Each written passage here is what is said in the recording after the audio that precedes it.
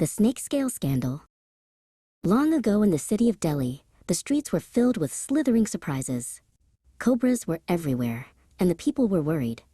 Alistair, a city official, decided he needed to solve the problem quickly. He wanted a way to track how many snakes were being removed from the city. Alistair came up with a plan.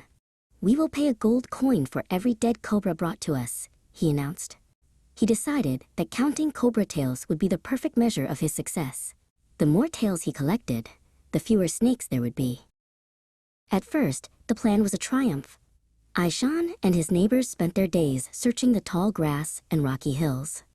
Every evening, they lined up at Alistair's office to trade snake tails for shiny coins. Alistair was pleased to see his pile of tails growing. But Ishan was clever. He realized that catching wild cobras was dangerous and difficult.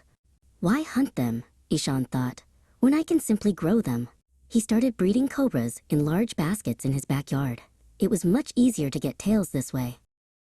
Soon, many people were doing the same. Alistair's office was flooded with tails. He was very proud of his statistics.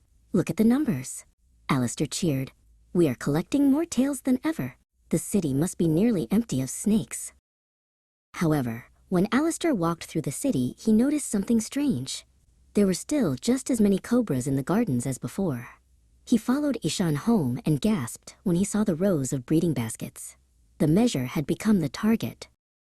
"This is a disaster," Alistair cried. He realized that people weren't cleaning the city. They were just farming tails for money. He immediately canceled the bounty. "No more gold for snakes," he shouted, closing the ledger. Without the bounty, the cobras were no longer worth any money. They were just hungry, dangerous pets. Ishan had no reason to keep them anymore. He tipped over his baskets and let all the snakes go free. Because so many people had been breeding snakes, there were now more cobras in Delhi than when the plan started.